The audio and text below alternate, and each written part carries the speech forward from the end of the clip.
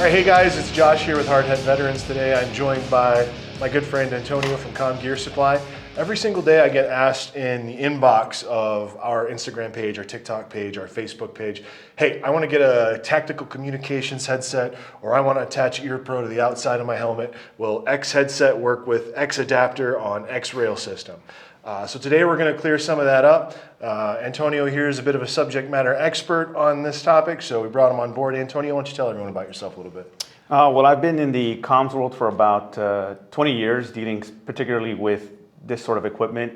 My background is in audio engineering, and my first introduction to tactical comms was in the United States Marine Corps as a field radio operator. All right, guys, so right out of the gate, let's just take a deep dive into over-the-ear hearing protection. So, I mean, we've got a lot of stuff that you brought. We have some stuff that we have here ourselves for our own marketing team. And yeah, let's talk about it. What are some of the pros and cons of these? What are some of the options that are out there that are available? What should people be thinking about when they're starting to get into getting ready to make this purchase? Absolutely. So first and foremost, you want to think about the type. Are you going to need comms? This is a headset that doesn't have comms, just hearing protection, active hearing protection. Or you can have a headset that has built-in comms with a downlead cable like this to mate up with a push-to-talk button. And once you're dealing with the comms headsets, that further gets broken down into single lead, dual lead for 2 comms, 2 radios, or multi-comm, which tends to have its own control box, and it's handled completely from headset to radio connector by a single company. Okay, so when I'm looking at that, how do I know, like, okay, this headset's single, this one's dual, this one's multi? Like, how do I know as a consumer that, like, from my perspective, in the world of radios, I push button radio makes message go to other person. So, how do I tell as the layperson? No, absolutely. So when it comes to this, it's actually fairly easy. Single lead, you're just going to have one of these TP120 or U174 cables coming down. Dual lead, 2 radios, you'll have 2 of these, 1 coming out of each cup. And then multi, you'll know it because it'll have its own proprietary control box matching the headset. And then that will have 3 or 4, however many down leads you're going to be operating. Just depends on the scenario. Those multi-radio units can do dual net radios, can do cell phones, regular law enforcement military radios as well. Oh, nice. Gotcha. Perfect. And then obviously no comms is something like this where we don't have anything, right? And this is completely insufficient for doing communications equipment, or can we upgrade it, or? Well, that's the benefit of the system like this, that you have what you need in active hearing protection. It's great if you're going to go out to the range because you're not having any additional cables or boom mics sticking out of it. But you are able to upgrade that to comms. You just need to add accessories like this one, which this lead goes to the radio. Instead of a boom mic, you have a mic clip mic, and you have an audio input cable. And now you're receiving all your radio transmissions directly into the headset, and you're able to transmit back with this PTT button. Oh, cool. This is kind of like a hobbyist thing, right? Like, so if I'm like, Nick the Airsofter out on the field and my team runs comms, this might be something cool to have. Or, if I'm running these while I'm out in the quads doing some cowboy stuff, this might be a good way to communicate with each other. Excellent point. Yeah, so absolutely. This is great for something like that. How much would something like this cost, do you think? You're looking at about $100, okay. And that's going to give you the function of from radio to the headset. Okay, that's great too, because these sports headsets like this with active hearing protection, they're $70, $80, and I think they do the job of protecting your ears pretty well. And if you maybe need to think about upgrading to communications, you can go with something like this in the interim until you get a little bit more money for something like a Peltor or like an MSA or any of those companies that are out there. So what are some of the pros and cons with these guys? So we'll start with the non-comms. The biggest pro is going to be the price of entry. You get pretty sophisticated hearing protection for very low cost, as we mentioned, sometimes $50 to $80, and you have an incredible headset. The con is, of course, you don't have right out the box comms, but if that's not what you need, ultimately that's a plus for you. Now, when you want to look at the comms headsets, the pro to a single comm is that it's minimal. Most people only need to run a single radio, and when you're connected to a PTT, it's going to feed that audio to both ear cups. Whereas with the dual lead, if you don't have 2 radios, 2 PTTs connected, whichever cup is connected, that's the one that's going to receive the audio. So without the use of an adapter to split that signal and put it into both ear cups, That's going to be the drawback to a dual. And when it comes to a multi, the plus is going to be you're able to run however many nets or radios you really need, practically need. The con is that you're locked into that manufacturer. You won't be able to upgrade or change the kit in any other way, more than likely because the connectors are proprietary to whoever manufactured that kit or control box. Gotcha. All right, so these options are great. I love over-the-ear hearing protection. I think we first started seeing it really pop up with systems like, I want to say it was like the PRR. I don't know if you remember that from Iraq. It was the one ear cup with the thong you wore over your head underneath your helmet. The big drawback for that, from our perspective, was we were wearing the old like lightweight helmet system, which had full ear cups and it had the brim, and it was just like an old monstrosity. And when you're wearing that headset piece, it's just being squished up against your head. That's why we started seeing guys like manually modifying their helmets to remove the earpiece. And you can see that's why we've got these high cut designs. These are the ATE lights that we're making here in Texas, by the way. But yeah, so that was like a big force for making that happen, for getting the ear cups off of guys' heads so they could wear these advanced communication systems where they could talk to air, they could talk to tanks, they could talk to adjacent units, they could do all of that on the fly without needing to pick up their big PRC 153 or the 119 that some guy's got on his back with the handset. But I think something that I found really interesting over the past couple of years is, I don't know if you've noticed this, but I definitely have, there's been a big surge into in-ear hearing protection that gets rid of the large cups. And with that, we've also been seeing some of the helmet cuts getting lower and lower as guys are transitioning into those. It's definitely been a trend within our departments. So I want to make sure we cover that for the guys that are maybe interested in it. So let's talk about the in-ear protection a little bit. What do we got going on in that space? So just like with the headsets, in-ears can offer you active hearing protection and hearing enhancement. And you're also able to have comms with that as well. There's two types of in-ears popular in the market that you need to look at in the sense of the microphone type. That's going to be the major difference. You have a company like Invisio making in-ear communication possible using a bone mic. Now this mic has what they call a bladder. It's a little bubble, and that's the portion that actually makes contact with your ear canal and picks up the bone vibrations from your voice transferred through the bones around the ear, goes into that mic. The benefit to that is that it cuts out practically all ambient external noise. It's only focusing on the vibrations that your voice is generating. The con is that you do have to wear it perfectly. If it's slightly angled off, it may be uncomfortable, but in order for that bone mic to work the way it's intended, it must be inserted into the ear completely and angled in the exact correct way. Now, the other side of that is what they call ambient noise mics that are internal to the in-ears, and that's what a company called Lynx uses. Very popular as well in law enforcement.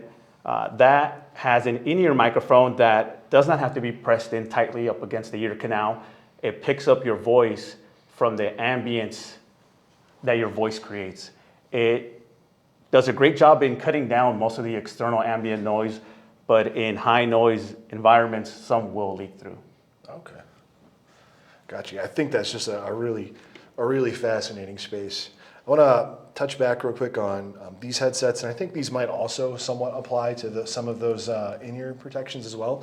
But what are some things that we should be looking for when we're looking at these headsets? Not only the communications ones, but also just the active passive hearing protection system. So I know there's a couple of things that I've read up on about like NRR and IP protection, and just so I have further essay, and for the guys watching over on YouTube, what do those things mean? How does it impact our wear of the headset, and how should I be looking for that information?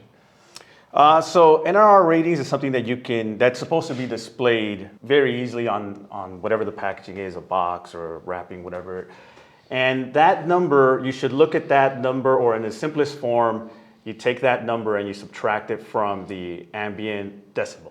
So if it's a headset of NRR of 25, you have a surrounding decibel of 100, you subtract 25. That's generally the easiest way to do it, although that's not the appropriate safe way to do it. There is an actual formula for you to figure out what is considered the true NRR rating, and that is done so it can account for any mistakes or any user errors. or changes in head shape, facial hair, long hair. It just depends on, exactly, just different things that may affect that seal. So the appropriate way to assess the NRR of a headset or earplugs would be to follow the formula of subtracting 7 from the NRR posted number, then you divide that in half. That's going to give you the true perceived NRR rating. Then you take that number and you subtract it from the ambient decibel rating or the ambient decibel. Okay. And the other thing to look at that as well, some people who are in prolonged high noise environments will have to double up earplugs and headset. Now for that formula, it isn't as simple as adding those two numbers. You simply take the highest NRR rating and you add 5 to that. Gotcha. And that's what doubling up will get you. Yeah, I know when all of our presses are running at one time, our guys have to double up on the hearing protection because the presses are a really loud whining noise. Let's talk about the IP. That's another thing that I've seen. I think it's IP, ingress protection. I see that all the time on everything. Guys are always ranting about it on forums about how important the IP is. And to me, it's not something that makes sense. So hopefully you can shed some light on that for us too. No, absolutely. So IP rating, the easiest way to look at it is it's protection rating against solids and water, liquids. When you're looking at the solid side, it's the first digit, it's IP and followed by 2 numbers. The range for the solid is 1, indicating that the enclosure will keep out objects larger than 2 inches or about. And the highest is 6, meaning it's completely dust sealed.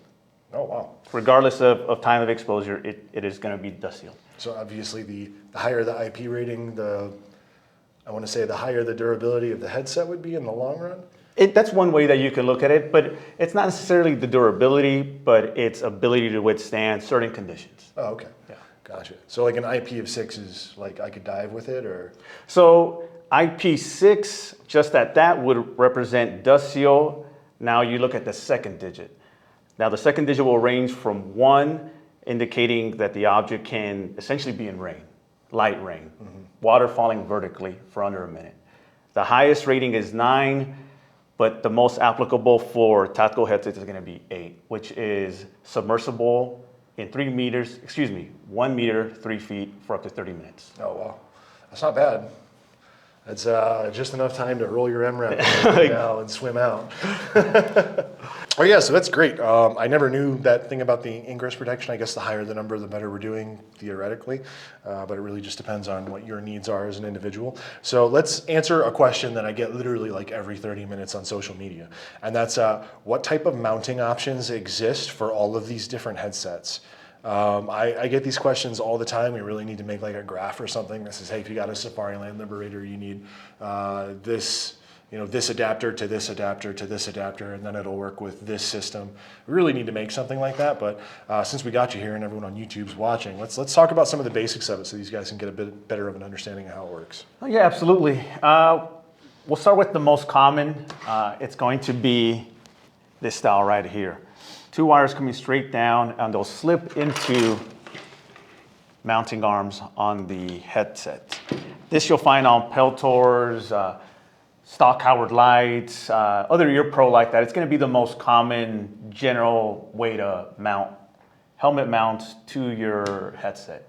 Now the alternative to that is going to be the mounting system used by MSA, Sorden, TCI. There's a list of those, and yeah, we'll definitely work on compiling a thoughtful list, but those use a different mounting mechanism. Instead of arms with straight wires, you'll find the arms have a loop at the end to match the mounting style for that headset. And you can also find adapters.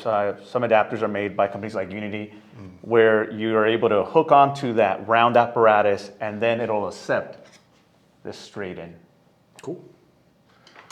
So, and another common question we get all the time, because guys like to mount their headset on the back 90 portion of their rail, and these are becoming more and more common all the time. So let's go ahead and say the name right now. Let's talk about the OpsCore amp system and getting it mounted with our M-Lock system, because it's specifically designed for the ARC rail system, or the ancient rail connector, as I like to call it. But yeah, let's talk about adapting it to M-LOK, because M-LOK is becoming more standard across a lot of different helmet companies, not just ours, but other companies are also starting to pick it up as well. No, absolutely. That's what we've seen. We've seen M-LOK become very popular, and because of that, we have various solutions for the M-LOK platform. Here you'll see these rear-mounted headset, and it's using the OpsCore rear mount link, but it's also using the Axle adapter. Axle's a company that makes various adapters for various headsets to allow them to be used on the OpsCore rear mount style of mounts. Cool. I know there's other companies coming out with headset adapters like this. I know we have one that's in prototype right now. This is our next prototype. This is going to replace our current rail adapter kit system, which you can see on this helmet, but this one is going to be standard for M-LOK. And I do believe there are M-LOK to other rail adapter systems that exist too, so that might be something you can find as well. But I know this is just a question I'm going to get probably for the rest of my life. It'll be guys asking like, hey, I've got X headset, I want to put it on Y rail system, can you help me out? So we're going to try to put together a list, and hopefully that graph will be down in the description, but we'll see if we get there or not. Well, another option to consider as well, since you mentioned adapting what you have now to your new M-LOK style headset, we offer an adapter here that's able to take the traditional arc rail mount, and you're able to slide it right on there, and it allows you to run the M-LOK rail with your pre-existing headset and helmet mounts. Oh, yeah, and you know, these are all fine and dandy, but you know, there is one big drawback to mounting your communication systems or your hearing protection to your helmet, and that's that when you go to the range and you want to shoot and you don't want to wear your helmet, now you've got to have either a second set of ear pro, or you've got to take these off and strap them back up with their headband. So I know there's a lot of guys out there who actually just run their headband underneath of their helmet. And let's talk about that for a minute, because I know when you've got the top mounted headband, you start running into some issues, but we've got guys like this out there, so we're going to find a system like this. So this is what you would consider, or what gets called a neckband or behind the neck headset. This does allow you to wear it underneath the helmet comfortably. The thin strap doesn't create any kind of pressure points or anything like that. The back strap keeps it stabilized. And you'll find this is a Material Comms version, but you'll find these made by MSA, even Peltor will make a version. Okay, cool. So if mounting isn't something you want to necessarily do, you want to just look for a headset that has this on stock. This isn't like a third-party option we can do after the fact, or? So it gets a little bit tricky. That's a great question. That's actually something that we get asked quite a bit. So if you're thinking about possibly deploying a neckband system, but you're unsure because you also like either over the head or helmet mounted, it's best to start with the helmet mounted or the headband version, because when it's a dedicated system like this, the cable connecting both ear cups is going to be short because it doesn't need to be long. It's already a designated length. Now, when you try to take this neckband off and you try to put it as a helmet mount or a headband, that cable is going to be too short to run over your head or outside the helmet or inside that helmet. So that would be my one recommendation. If you're thinking about possibly deploying a neckband, but you're unsure, I would say start with a traditional headband or rail mount and then buy the neckband mounting system. Gotcha. Perfect, man. Well, I really appreciate you coming in and sharing your expertise with us. I mean, we've spent a lot of time, myself and my videographer, building helmets, so we've got a lot of time doing this, but when it comes to headsets, we really only work with these more budget-friendly options because that's what we have on hand, and then we've got, you know, a number of the Peltor systems, so it's good to have someone come in that has experience with all of the other brands that exist out there, especially when it comes to, we're talking about all of these mounting and adapting situations, getting different brands of headset that maybe are a little bit out of what you normally see, or even getting the stuff that you do normally see. Where can we find you guys? What do you guys carry on your shop? Like, well, what's Comm Gear Supply and what are you guys all about? So you can find us on commgearsupply.com. We're also able to be accessed over social media, TikTok, Instagram, YouTube, Facebook. But our main focus is trying to help you guys out. We carry a wide variety of products, both tactical headsets all the way down to patrol earpieces, security grade stuff, two-way radios, and we have such a vast catalog because of the reception that you guys give us. You guys call us and say, hey, you guys should carry this or this version of it. And we're gonna try to get that gear out for you. Don't let your limitation of knowledge about comms scare you away from reaching out. Always reach out. We will never make you feel like you're called the wrong place or that you're dumb for asking the questions. We love to help and we love what we do. So you guys calling us is only gonna benefit us even more. Perfect, Antonio. I mean, we really appreciate you coming out here to Sweetwater, Texas, checking out our facility and shooting some videos with us. We've got a bunch of content with Antonio that's going to be coming out on our YouTube channel. We might even film some for their YouTube channel while he's here. We kind of just went over everything to do with headsets in this video, but we also did a video on like getting into communications gear. You can probably click the card up there and it'll take you over to it. But yeah, make sure you go check out Comm Gear Supply. They're on YouTube, Instagram, LinkedIn, Facebook, all the social medias just like us. Great company, really fun to work with. They're really knowledgeable as well in all of this stuff. Yeah, and that's really gonna be it for us. Make sure you hit the subscribe button. Should be somewhere over here. I don't know, leave a comment. Tell us, what your favorite kind of taco is.